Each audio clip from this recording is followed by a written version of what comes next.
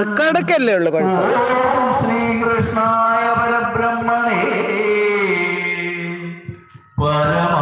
ആണോ? ഓക്കെ മോളെ, സുഖമായിട്ടിരിക്കുന്ന മോളെ, കഴിച്ചോ?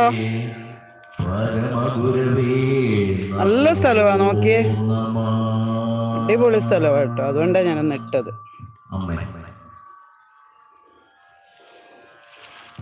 നല്ലപോലെ വായിക്കുന്നവർ. ഇത് ഒന്ന് ഇപ്പം വായിച്ചത് ഹസ്ബൻഡ്.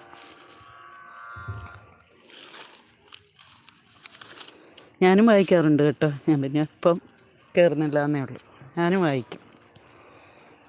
വായിക്കുകയും പാടിയ നാമം ചൊല്ലിയൊക്കെ ചെയ്യും.